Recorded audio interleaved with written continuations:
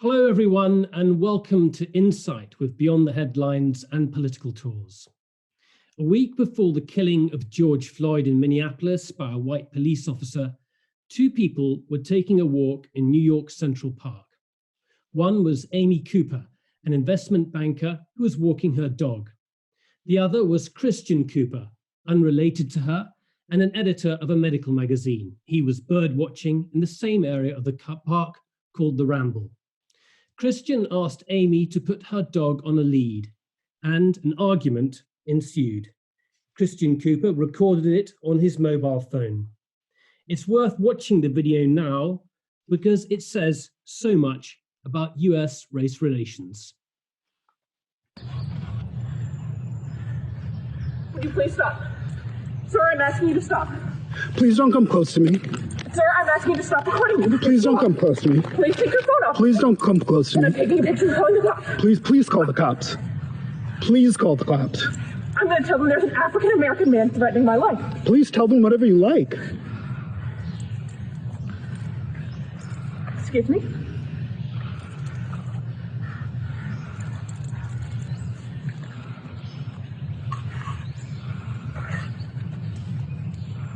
I'm sorry, I'm in the Ramble, and there is a man, African-American, who has a bicycle helmet. He's recording me and threatening me and my dog. There is an African-American man, I am in Central Park. He is recording me and threatening myself and my dog. And I'm sorry, I can't hear you either. I'm being threatened by a man in the Ramble. Please send the cops immediately. I'm in Central Park in the Ramble. I don't know. Thank you. If you're not able to hear the sound there clearly, I'll just repeat what she said. I'm in the Ramble, and there's an African-American man recording me and threatening me. Please send the cops. She repeats the phrase more hysterically, all the while Christian Cooper is some several meters away from her and clearly no threat. Tom Holt, welcome to Insight. We've started with that video intentionally because, as I said, it says so much about US relations, US race relations today. But for the moment, we're going to put that video to one side and we'll come back to it later. Our aim here overall is to look behind some of the tumultuous events that have occurred over the past 2 weeks. The killing of George Floyd looks like a watershed moment, but I wanted to take a deeper look at why African-American relationships why African Americans remain so disadvantaged within US society today, and why racism, spoken or unspoken, remains so prevalent. Tom, thanks very much indeed for joining us today. You're joining us from Chicago, am I right? Yes, and thank you for having me. You're a professor of history at the University of Chicago with a particular focus on African American history. Can you just say a few words by way of introduction about yourself? Well, as you say, I'm a professor at the University of Chicago, and I've studied and written on African American history, as well as, in fact, on the British West Indies, because I do some work on comparative history in what we call the Atlantic world. Perhaps more relevant, though, to this particular conversation and this particular moment is that long before I was a historian, or at least a few years before I was a historian, became a historian, I was working with the Civil Rights Movement in the 1960s in the South. And after that, I worked with the Federal Poverty Program, addressing, basically trying to organize groups, community groups, to seek funding for support of education, mainly adult education, job training, and also housing. Rural housing was a big problem in the mid-20th century. So you've seen both sides, though. You've seen the reality. You've worked on the front line as well as dealing with academia. We're going to have a fascinating discussion very shortly. Just to repeat things, everyone who's joined us before, please do put your questions in the Q&A box below here. Just type out your questions there, and do stay on beyond the hour when we have our own discussion. To start with, we want to give the current debate a broader historical framework, and we've got some slides here to help. Tom, I know you want to start with the Great Migration. The Great Migration is something I knew very little about a few years ago, and I've been learning a lot about. Perhaps you could just start with that. We've got a first slide here, and explain essentially what it was and why it's so important for understanding what's happening today. Yeah, of course, what you're seeing here is almost a kind of iconic photo of Southern migrants, in this case, a family, multi-generational, which you can see there. And I think this is probably in Chicago, one of the principal ports, along with New York, Cleveland, and other major northern cities. It's a good place to start because it's one of the key turning points in the African American experience in the Americas, and certainly North America. About the African Americans have been on this continent about 4 centuries, a little over now, a little bit more, and for 3 of those, they were primarily, overwhelmingly, about 90%, in the South, resident in the South, and laboring on plantations in rural agriculture, or rural areas in agriculture. And the migration was a key break in that experience that recast. If we go to the next slide, we can see that concentration. This is the US census of 1900. And that's really, that's the concentration of Black Americans, African Americans living in the South. So you really can see it concentrated here. And that was going to change dramatically from between about 1915, a wave up to the Second World War, and then a second wave after the Second World War. And our next slide here shows that too. Yeah, you can see the first wave during World War I.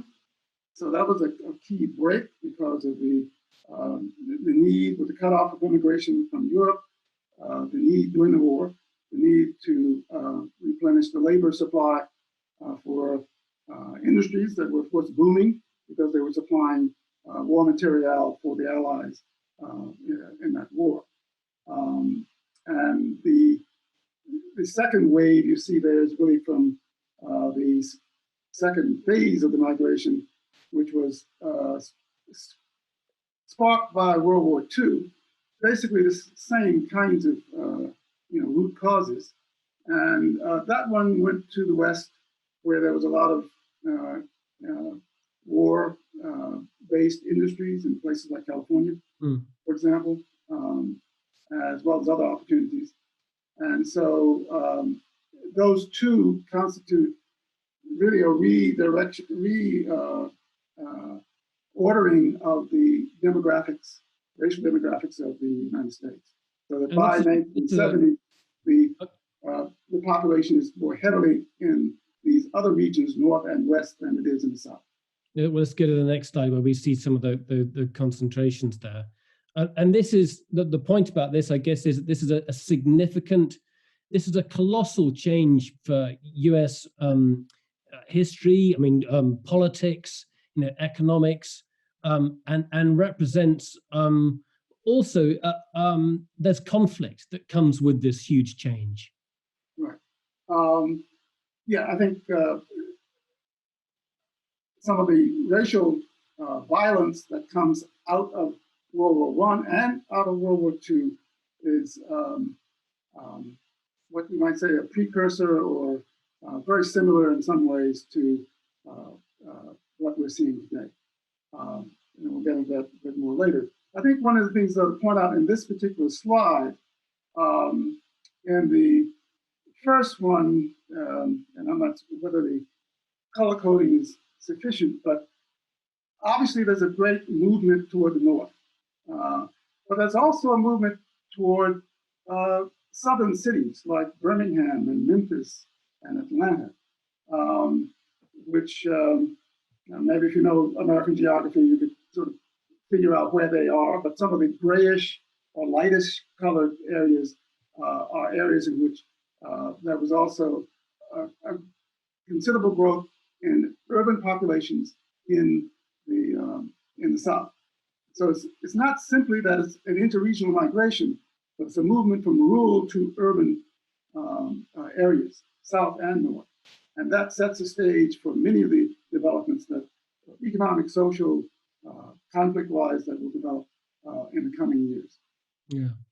I mean, I just as an anecdotal thought, my first sort of exposure to the Great Migration was traveling through Ohio and then going to Cleveland. And I remember going to an area of Cleveland and visiting a church there. And everyone there could trace their families back to Alabama.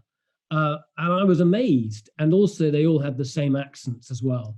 And that's worth thinking about in terms of how perhaps little integration there would be between the communities. You've still got a community that has got a very strong separate identity after, and that's in sort of 2016. And that dates all the way back to the migration. And I thought for me at that point that was an enormous revelation. But some important points about the nature of the settlement in the North. We started with that photo of a family, a multi-generational family. But often, say you take a place like Mississippi, whole communities organize.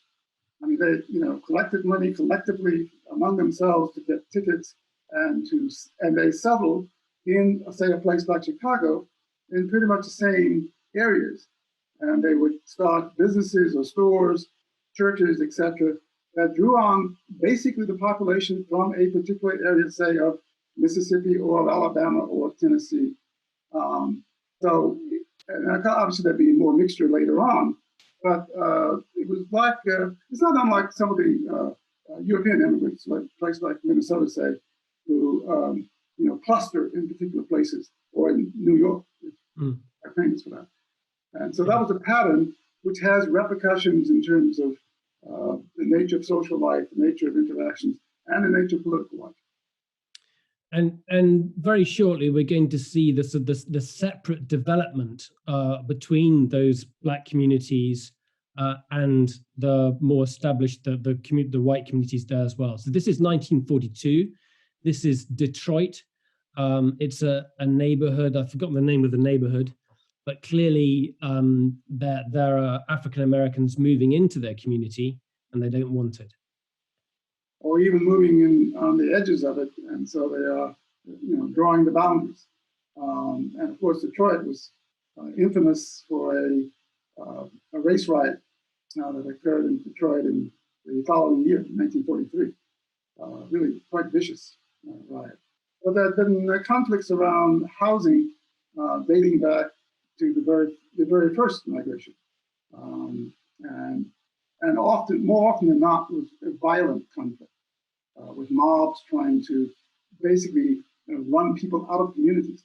And the contemporary newspapers, Black newspapers, compared it to the pogroms directed against Jews in Eastern Europe, because it was not simply attacking individuals or random vigilante actions, but actually burning people out. The most heinous, of course, was Tulsa, which is Oklahoma, which is coming to the news recently because our president wanted to give a speech there, wants to give a speech there. But, and I think one of the reason why we went back to this period, if we go to the next slide, is that the sense of separate development from after the Second World War.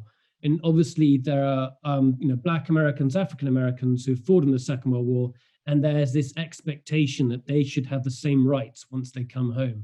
There's that expectation, but it's not met. I don't know where I think that's Eisenhower, but I don't know where it's taken. Yeah. And there's another photograph coming up, and this is Chicago. This is in Chicago. Yeah, right. And that's the famous Chicago Defender, which is a very important newspaper that actually encouraged the migration to Chicago and to the north generally.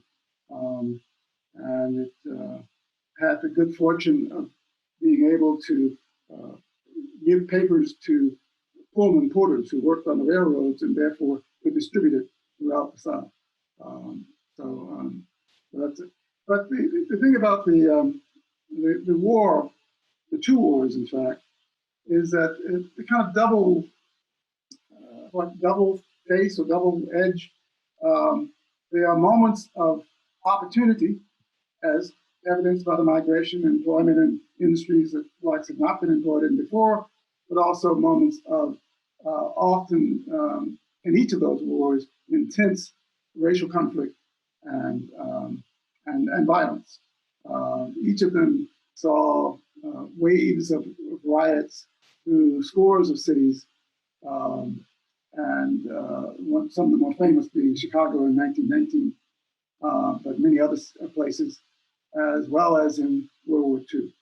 So both things are happening at the same time, a moment of opportunity and a moment of increased repression. And I think what's really interesting is that this period of history here, just after the Second World War, actually informs the way both the way African Americans are today within US society. And we'll come up to that in a second, but it's really about the establishment or the creation of wealth, where you see two very different paths of development post-war. And we'll come on to the next slide here now. You go ahead, Tom. Yeah, this is President Roosevelt, Franklin Roosevelt, signing the GI Bill, which was, as often happened in almost all of the American wars, wartime created a moment for the mobilizing of political will to make transfer payments, if you will, to large sections of the population, often to soldiers, because of the nation's indebtedness to them. And this was true of the Civil War, post-Civil War.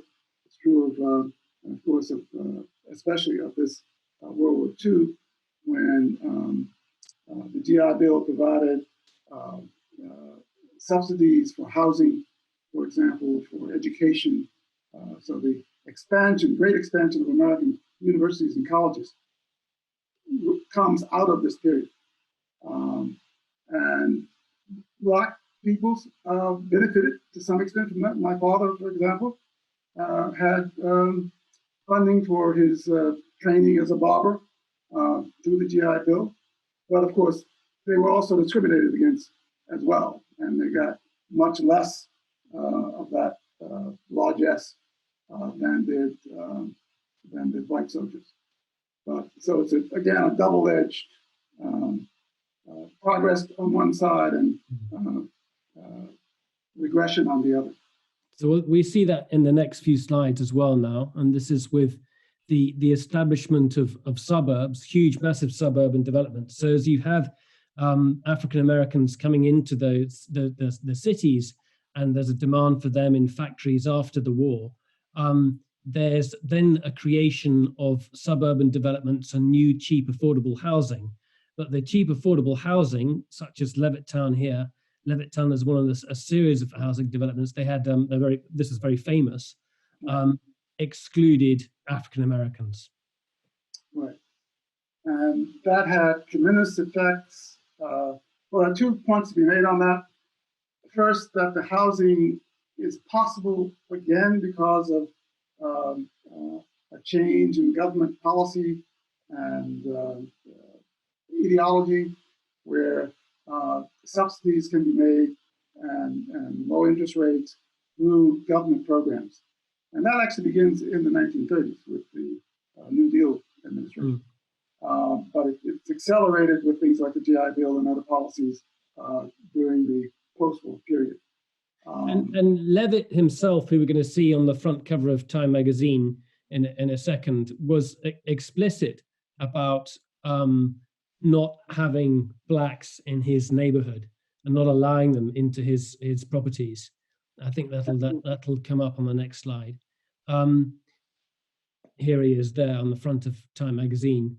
But as you say, in actual fact, this wasn't just down to private initiative. This was something that was really reinforced at a state level. And if we go to the next slide now, I think we see Philadelphia, and this is a slide. This map is by produced by the Home. What's it called? I've forgotten the name of the institution. It's a federal institution. It's the precursor of Freddie Mac and Fannie Mae. Yes, right. Yeah, there's a lot going on here, especially if you think about Philadelphia, one of those cities in which industrial production and industrial jobs, the good jobs, were in the center city, but with suburbanization, which is possible because of the kinds of federal subsidies for housing, basically, and in its various forms. You have industries moving out. So I think the dark shaded space in the middle there is the business and industrial section. Well, that moves out to Bucks County and places like that. And there, Blacks cannot live. And they cannot buy housing or rent housing. And therefore, there are economic consequences to this development. And that is underwritten by the state, basically, which is, there's not just private individuals making these decisions. I mean, that's happening too. But it's in terms of the broad development of the infrastructure, if you will, of housing and jobs, they are rooted in these changes. And this. And when you think about infrastructure, when you talk about infrastructure, you're not talking just about housing developments. You're talking about road networks, the whole development of the economy based around these communities that essentially exclude Blacks. Yeah, and that stretches, the federal subsidies of road, mainly highway building, which is justified as a defense, initiative to be able to move tanks, I guess, or whatever, move troops. And it happened during the Republican administration. This is Dwight Eisenhower. That dramatic expansion in terms of federal subsidization of the building of highways facilitates the suburbanization, because that enables people to get out, to drive, to work and home. And so again, on another front, it is the state that is pursuing policies that basically create a hardening of the racial residencies and lines of dividing communities. And it's one thing to see more impoverished. It's one thing to see this map, which is in 1936, but as we go to the next slides, this is we'll come on to it in a second, but this develops right through the 20th century. So the trend continues. But this is, and it impacts, Tom, I should let you explain it, but the point is that whilst you've got whites becoming homeowners and accruing wealth, Blacks can't. Right. Well, there are a couple of things going on in this particular chart that's worth underscoring. Because sometimes you get the impression, because of the continuity of certain problems, including the racial violence, we'll talk about that a bit more later, but that nothing changes. But in fact, a lot changes. And what's happening if you separate, just focus on the Black males and the Black females in this chart, while the difference between the races is getting greater, as we'll see later, there is actual considerable change in terms of the income for both genders, especially from 1959, which coincides with the Civil Rights Movement, into the end of the century. I mean, you can see really doubling of the amount of income, and even more for women than for men. And the principal reason for that is that what also happens during the period of the just before and just after the Second World War is what we had seen beginning to happen in the earlier charts. That is, that people are moving out of the rural areas into urban employment. And so a lot of those earlier low income is reflecting the fact that the Blacks were heavily concentrated in the most depressed area of the American economy, which was, its farming. And often they did not even live in a cash economy.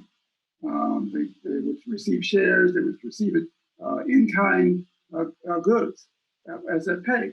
And women were heavily concentrated in housekeeping, which is also one of the lowest paid areas of the economy. So you could go into a city in the 1930s and 75%, in a southern city, 75% of the women, Black women, were housekeepers. Now that comes down. There's a secular trend downward in terms of the numbers. So that's something like 50% or 40% by the 1950s. And that's what's reflected in these income, the rise of income. So you see two things happening. There is a rise of income because of the sectors in which Black males and women are employed. At the same time, there's a widening of the gap between white and Black men and women in that same period. Yeah. So just to repeat that thing again, that the point is that shift takes place between the end of the war and really the 1970s. And then we're going to see some figures later on that show considerable stagnation from basically from the late 70s onwards. The next few slides relate to an article in the Atlanta Constitution and Journal that pick up on that redlining map that we saw from the 1930s. This is taking place in 1988. Tom, do you want to talk a bit about this? Yeah, I mean, this is the other side of the how to characterize the device in which Black Americans find themselves as they move, especially as they move to the cities, is that they are unable to get the kind of financing that will enable them to purchase housing. And housing for most Americans to this day is a primary source of their wealth. And distinguish that from income. That is, a salary can go up or down, and obviously in a recession or like now, a pandemic, it can disappear.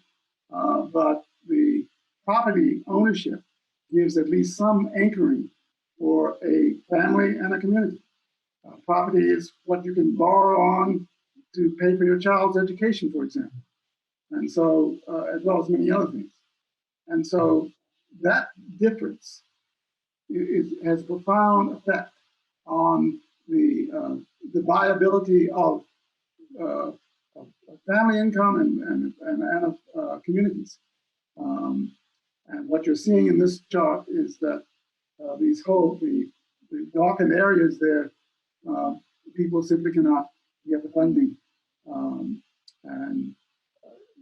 What you referred to earlier, the redlining of practices of the banks, that certain areas they will not lend, or they will lend at exorbitant rates, and also that oftentimes these are condoned by and subsidized by the federal government's own housing program.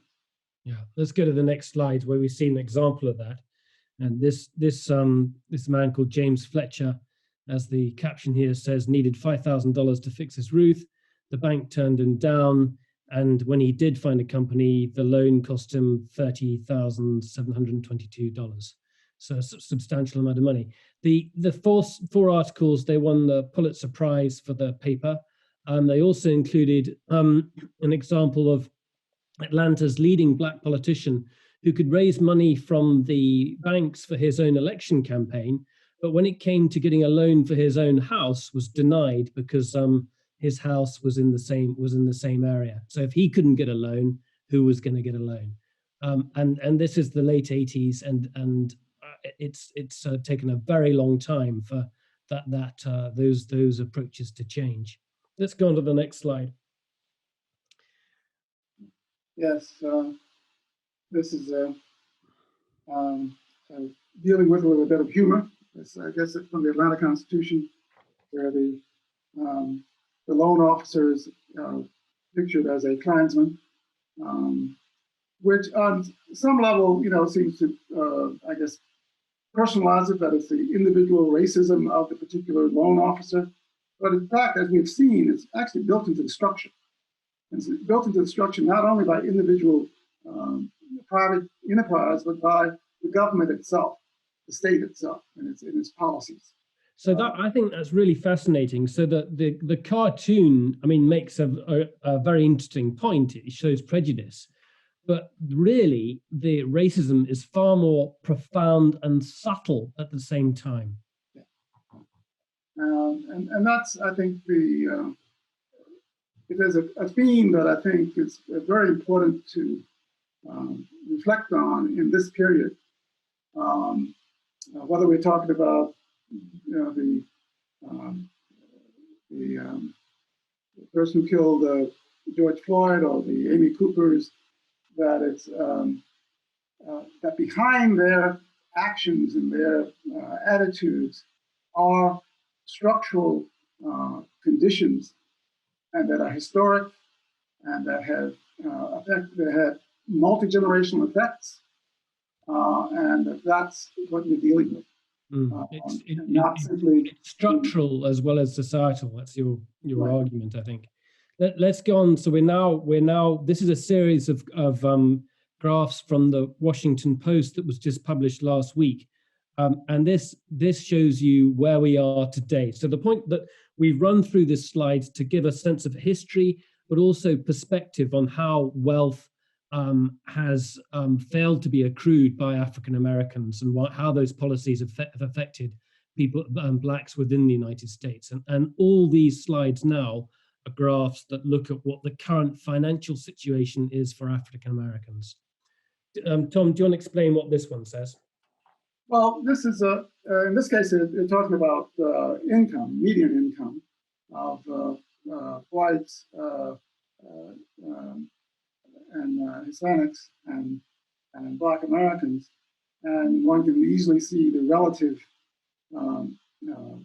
postures of those groups, with whites on top and so forth. But also what it's showing over time between 2000 and 2018, if you look at the bottom there, where the sort of bottom falls out, that's reflecting the 2008 recession.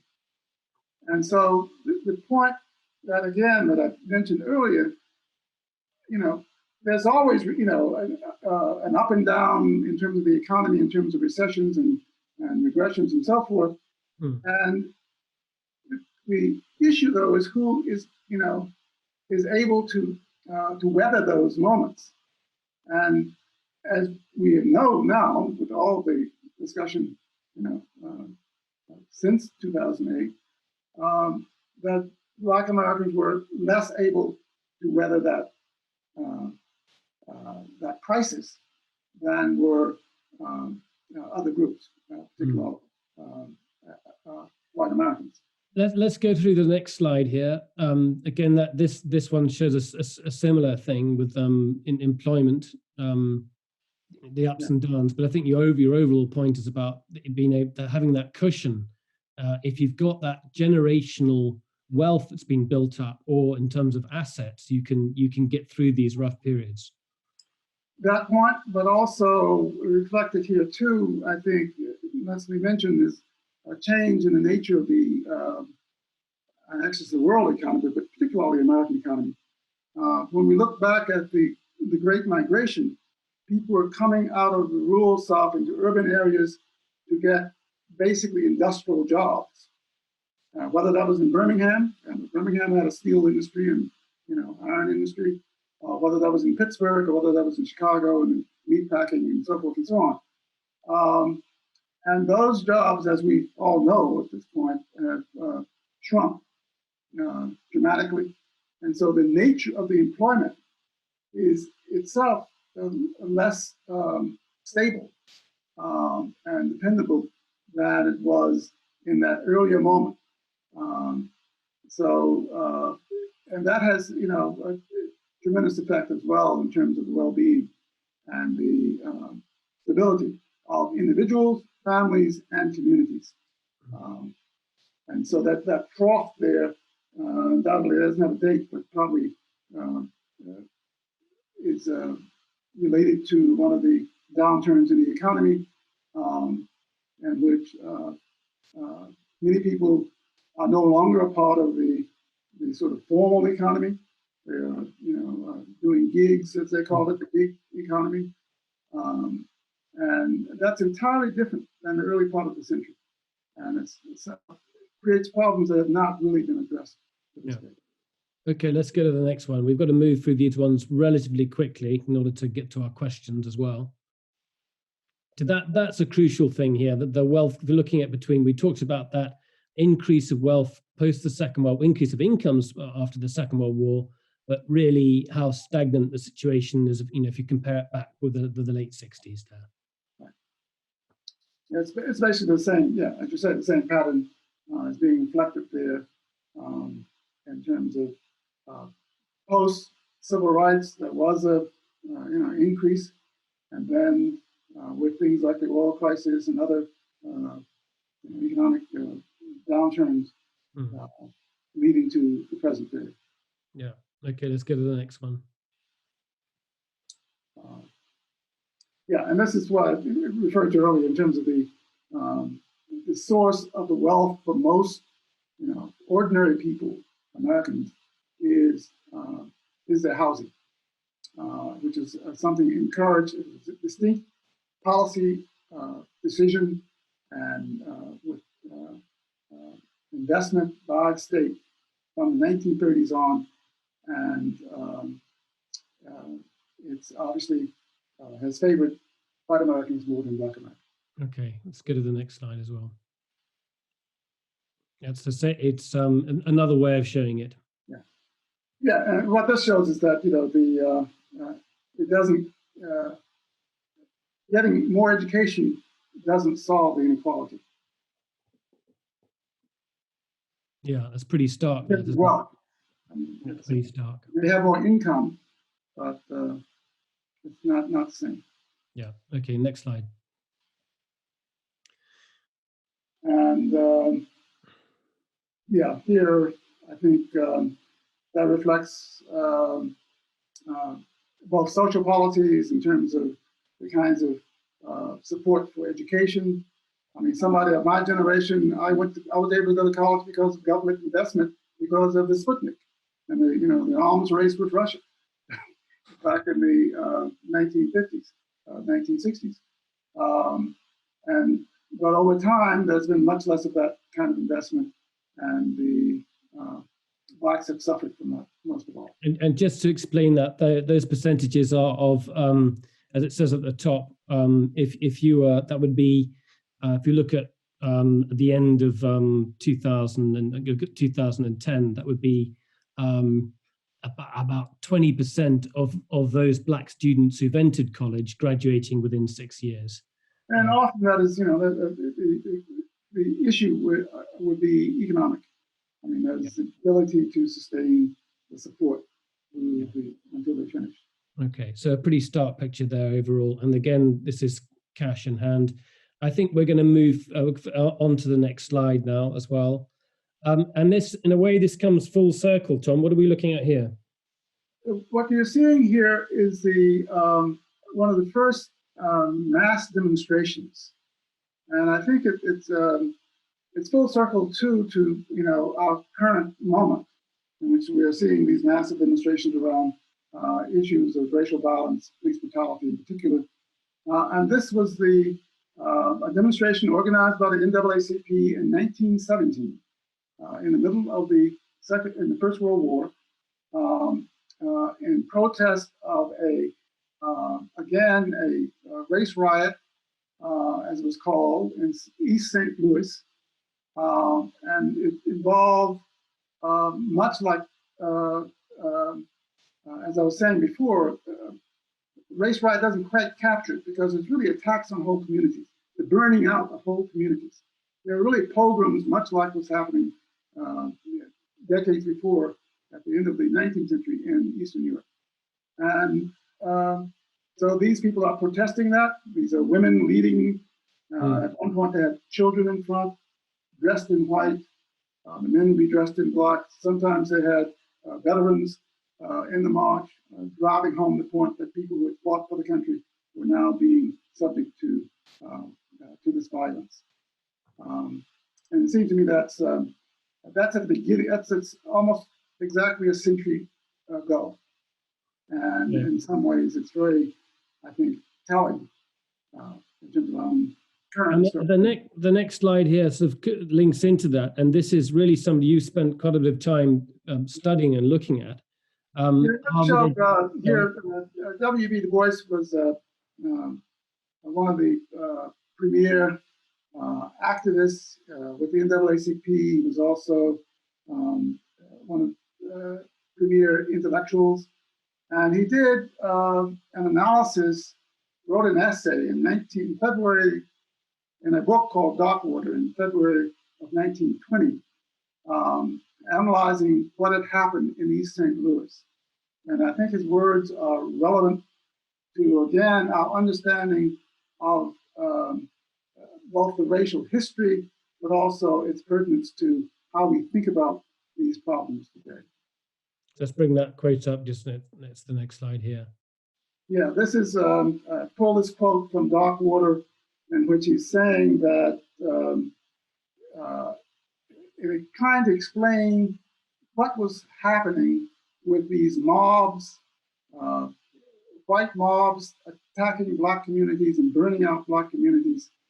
How do you explain that? And that it's not simply a matter, as often was explained, in terms of economic competition for the same jobs. He said that's not sufficient. But actually what's going on here is something much deeper, because if there's ever a quote that would resonate with the slogan now of Black Lives Matter, it seems to be, this is it. That Black life does not matter.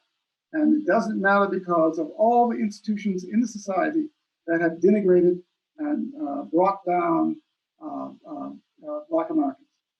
He says every newspaper column, every exaggeration in the press, every distortion in learned studies and so forth have labeled Black Americans as despicable men, inhuman at best, laughable at worst, the meat of mobs and fury.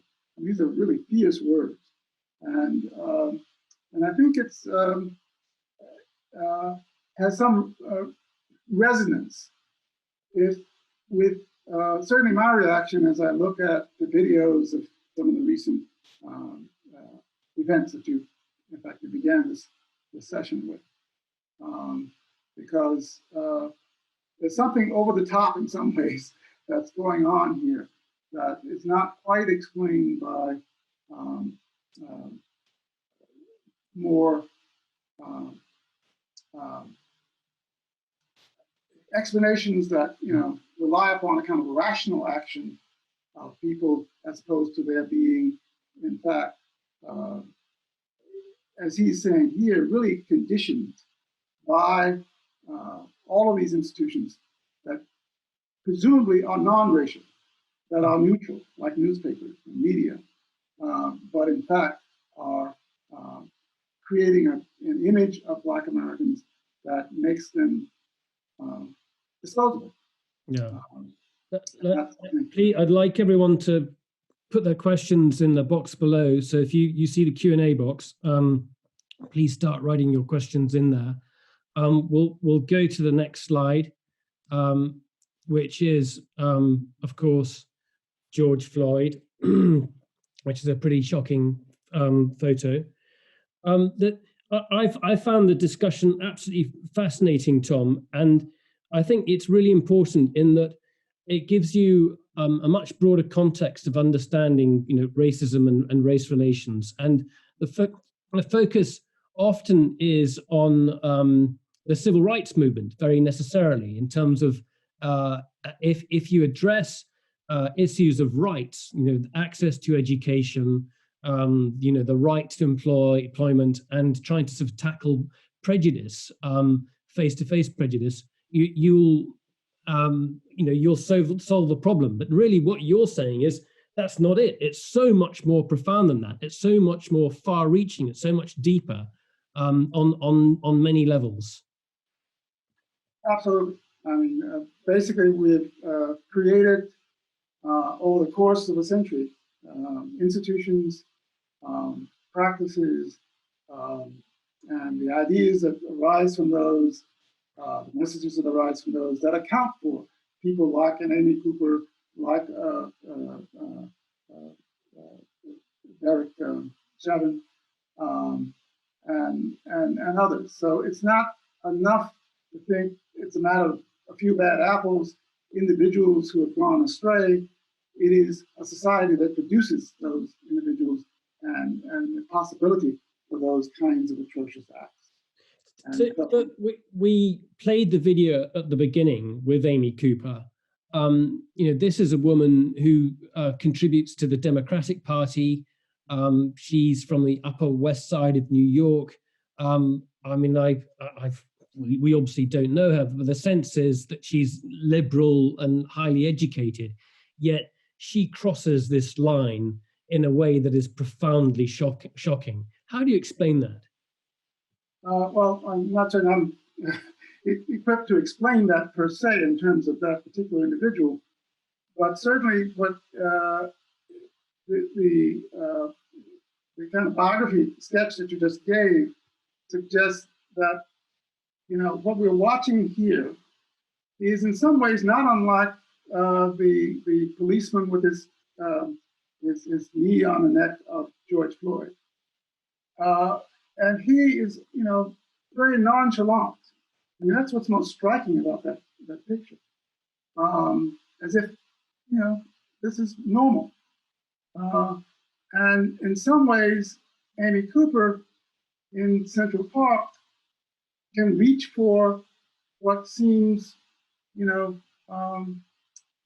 first line of defense that you can cry. Basically, it's like cry rape. I mean, it's that a black man is threatening me, and therefore that is something that will certainly make him run away. And in the case of Chris Cooper, he did not. He found her instead, and so we have a different story than we would have had otherwise. So it's a tacit understanding that any white person knows that the police is essentially on my side.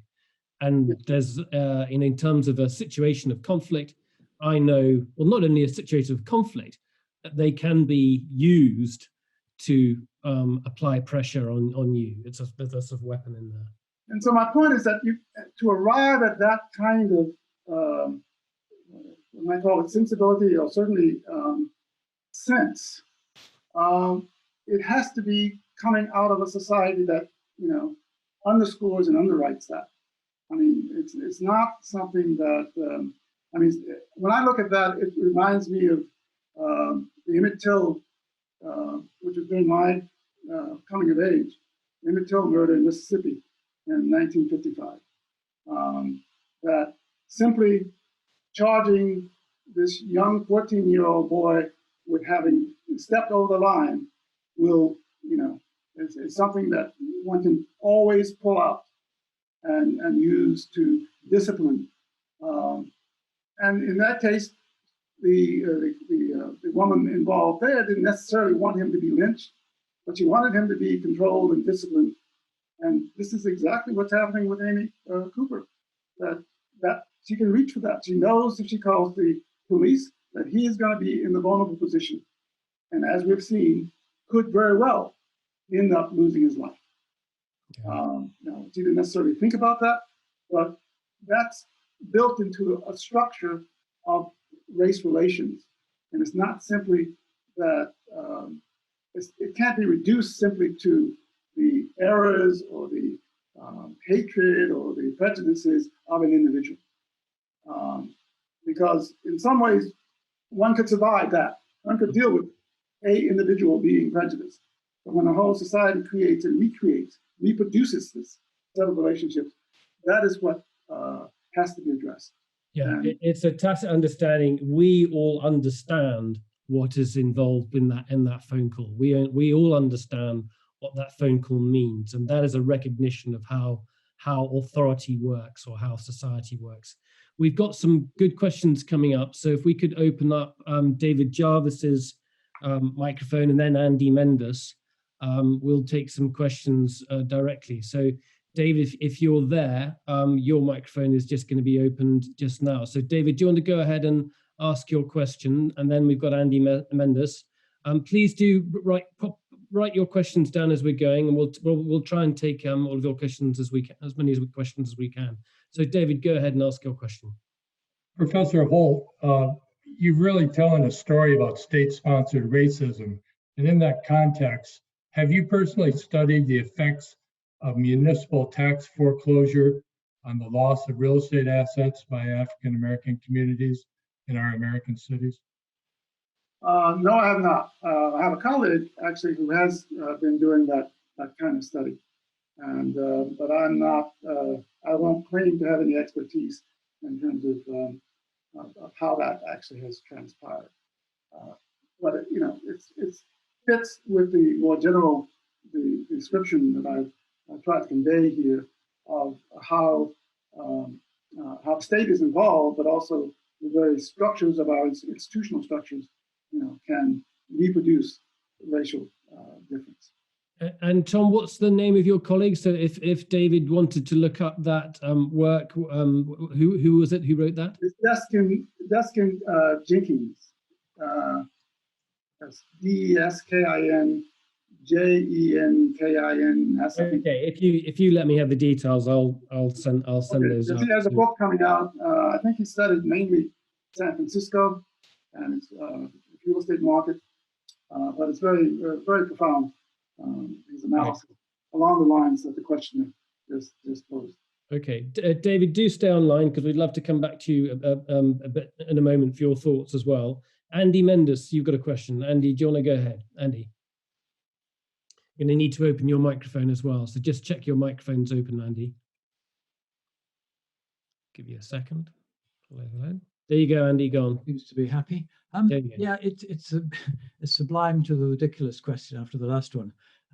It asked in a sense as a Welshman who does sort of object to being called English, but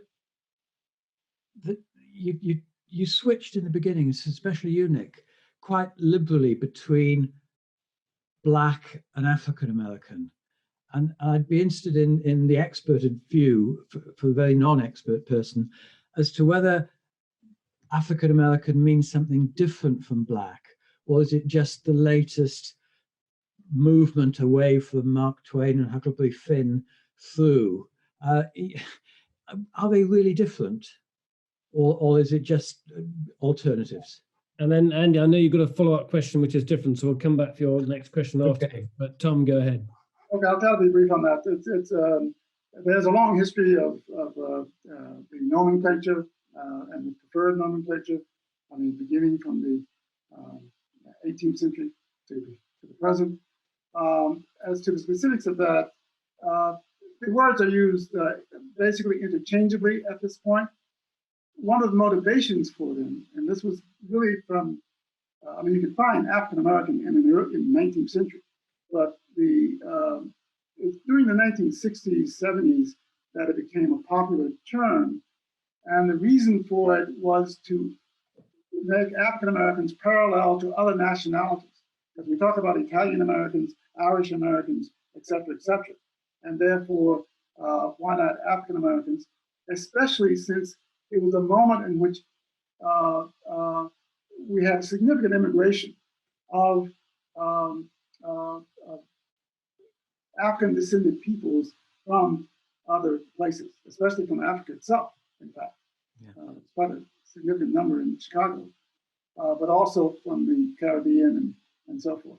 So it was a term that somehow seemed more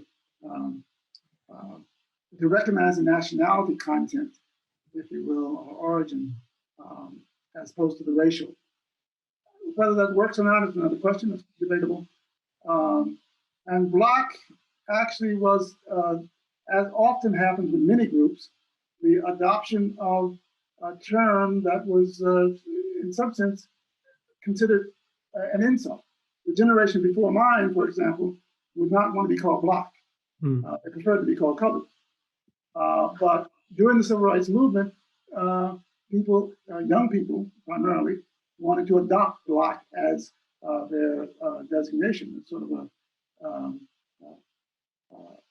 a kind of assertion of their pride and so forth. We've got more questions here. So, Andy, you've got. I'll come back to your question in a second. If we can go to Richard, if we can bring Richard Murphy up, as well, Isabel. If I don't know how quickly we can do that. Yeah, Richard, you've got a good question, which also, and then I'll come back to Andy again. Richard, go ahead.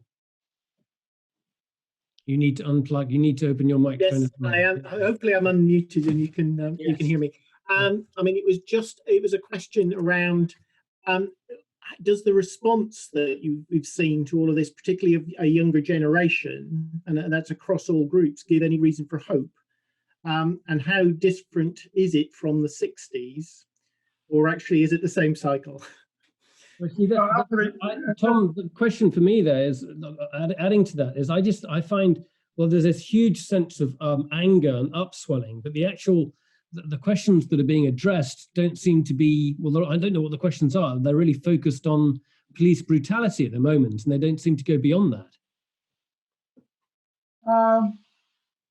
No, I mean, I think the police brutality goes to the heart. I mean, I think, as I said, you know, the very value of Black life, and thus the oppressiveness of the society is what is at issue. As often happened, in fact, it happened during the Civil Rights Movement, it's often forgotten, missed that some of the earliest mobilizations came about as a result of police brutality. And there was also vigilante action as well, but that was, you know, the spark oftentimes back in the 50s and 60s. But going beyond that, I think in terms of the question is how this differs, it is profoundly different, I think. You had white allies very important allies in the civil rights period, and you had interracial marches, obviously, especially toward the latter part of that civil rights movement and the Selma March. But you've had nothing like the kind of picture you have in Washington or any number of other places, much less internationally. There was support for the civil rights movement internationally, but nothing on the scale that we've seen, and in places, very unlikely places that we've seen it in this instance. So it is very encouraging, in fact, that certainly a younger generation, but not only a younger generation, is awakened to the depth of this problem and the injustice. So it is, one can see parallels with earlier moments, like I was describing, but also breaks, and good ones at that, in terms of the nature of the response. So Andy Mendes, you had a follow-up question. Please do add more questions, everyone. So you go to the Q&A box below and just write your question in there. The other thing you can do also is you can raise your hand. If there's a button at the bottom where you can press raise a hand, and then we'll know that you want to talk about something. And Andy, you've got a follow-up question, so go ahead. Yeah, a little bit different, Nick. But in amongst all those stats, well, there's sort of two connected questions.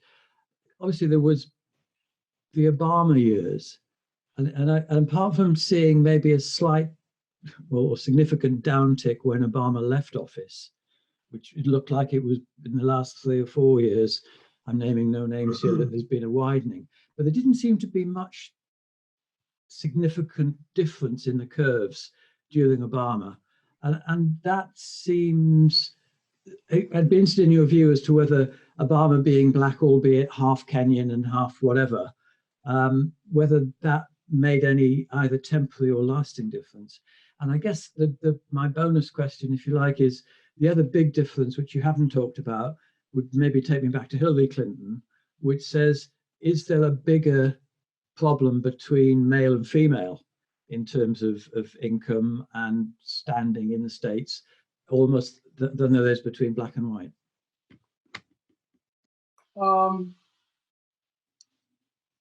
I think the election of Obama was a major step, and I think the morale and the sense of possibility for African Americans. The expectations, I think, were far out of joint with what was actually possible, because power is divided and in the U.S. system. And while Obama had some success in a number of areas, particularly with medical care, for example, he basically had roughly a year, 2 years maybe, to get anything done. And this is, I was responding to a question similar to this recently in my class, and I pointed out that if you looked at, say, the New Deal, and you looked at how long it took for a government basically to be in power, that is of one party, and control of Congress, to consolidate the kinds of liberal policies that have been advanced by the New Deal, like in terms of employment, in terms of social security, etc. It took about 10 years.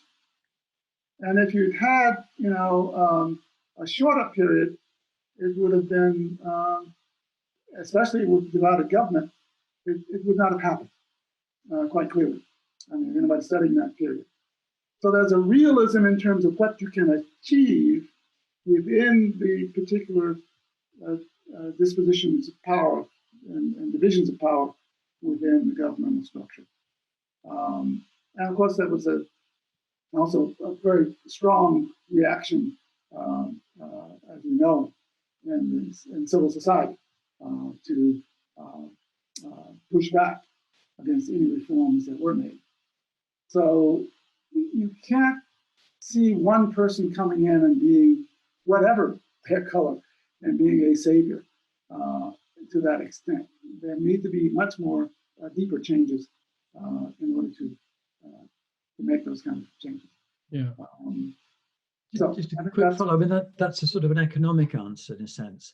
I was thinking more in a cultural or an emotional answer. Because it doesn't seem like the police has changed. It doesn't seem like the attitudes have changed. And it was 8 years. I mean, it was quite a time to influence people. Well, I mean, as has been pointed out recently, some of the changes in terms of police procedures were put into effect, especially after Ferguson, the incident in Ferguson, Missouri. And the first thing that was dismantled when the new administration came in were those initiatives. Now, one could very well argue that they were not enough, but that, I think, in my experience, could be a charge lodged against just about everybody who's been in that office, including Lyndon Johnson, who had a great success in many respects because of the concatenation of forces. Now, I don't know what you mean by it's cultural as opposed to economic.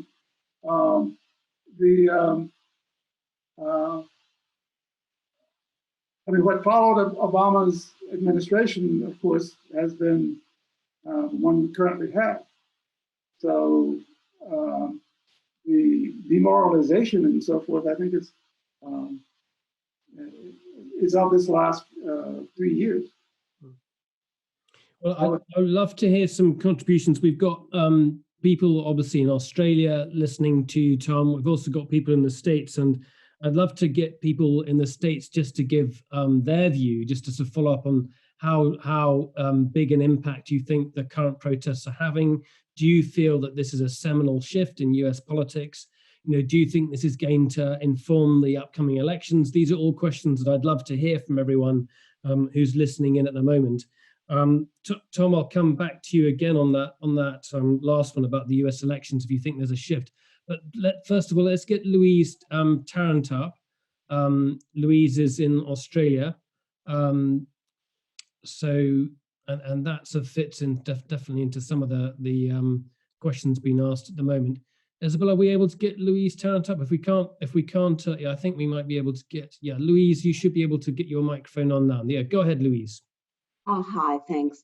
Tom, I was really struck. We went through the African American Museum in Washington, D.C. A year or so ago, and the compelling story there was about, I guess, the wealth generation that slavery contributed to, effectively slavery was the vehicle by which America became a sort of preeminent economic power.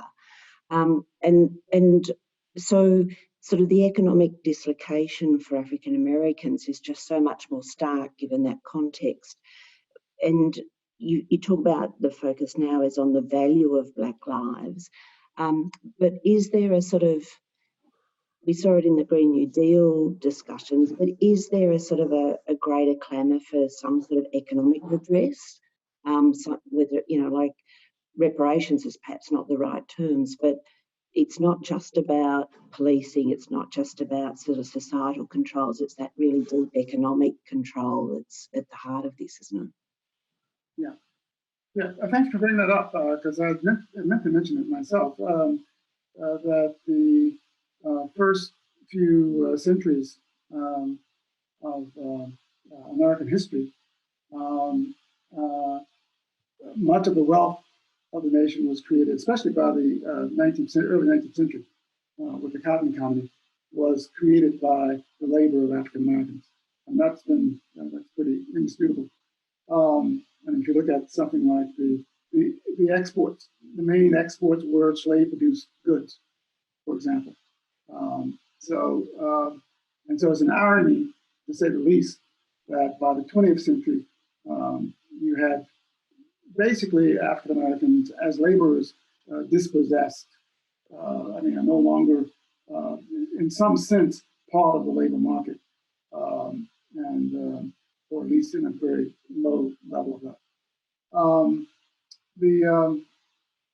I sort of lost track now of your other part of your question, which was the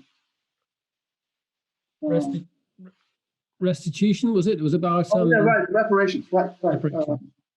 In fact, I have a student who's been working on that. The idea of reparations, it's sort of like a lot of other kind of slogans in that, including now defund the police, which actually, when you dig into it, means a lot of different things. And in some sense, the affirmative action program that came out of the civil rights era, Lyndon Johnson project, was a form of reparations. There's other kinds of programs. In other words, reparations can take many different forms, just as you have, as what a historical colleague of mine has called, affirmative action for white people, which was things like we already mentioned, like the housing subsidies, education subsidies, etc. One can make an argument. It's certainly both morally and logically that there should be similar kinds of efforts with respect to people who built the wealth of the country. That is, at least as a group.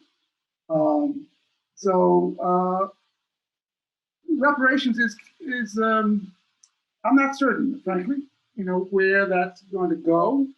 It has gained certainly a lot of more support than, say, several years ago within certainly the younger generation of Black Americans. I think it has some bit more respectability in terms of the discourse, especially when you're not talking about, cutting checks to individuals, as might have been with, the Japanese after World War II, who had been interned, for example. With some imagination, that may be a concept that would help. Although I suspect framing it much like the kinds of things we've already talked about that the government has done for its citizens, and see as to its benefit to do for its citizens, like the housing and so forth we talked about, would be a better way of framing it. Right. We've got a question from an anonymous attendee, so I presume the anonymous attendee doesn't want their microphone switched on. And they say, I've just finished Ibram Kendi's How to Be an Anti-Racist, and I'm intrigued with a directive to focus on policy, i.e. skip the moral hate issues, which to a degree I think you've been talking about. What do you make of this focus? And then can you speak to Clinton's role on mass incarceration? That was something I was thinking about yesterday as well, actually. So maybe just a couple of thoughts. We've got to be fairly concise on these because we are running out of time, but go ahead, Tom. I think, I guess my orientation is toward, the kinds of policies that the polity as a whole can support, and the moral and the psychological and the other kinds of things will follow, I think. I mean, that's sort of the premise that I've been operating on, is that actions like that of the policeman who killed Floyd, or of the Amy Coopers, has deeper roots. So yeah, I do fall on that side of the equation. I'm sorry, the other part of that was Clinton and mass incarceration. So 3 strikes as well. Yeah, right. I mean, that both has a longer history, and we don't have time to get into that. Going back to the beginning of the drug trade, back at the turn of the century, and I have a student who actually worked on that. But of course, takes off in the 1960s, 70s, with policies that were supposed to be, in fact, liberal in some sense. I mean, after all, some of the first mass incarceration was Nelson Rockefeller in New York, so a liberal Republican. So, and so it was seductive to a lot of people, including the Clintons and others, and it's been disastrous, as we can see. And it's the, I think, appropriately labeled by Alexander as the new Jim Crow. I mean,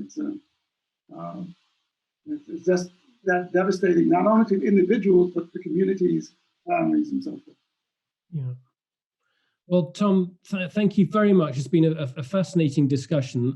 Everyone, please do stay on the line. My thanks again to Professor Holt for our talk. It's been really enlightening, Tom. Thank you very much indeed. Thank you. Thank you for having me, and thank you for the questions from the audience.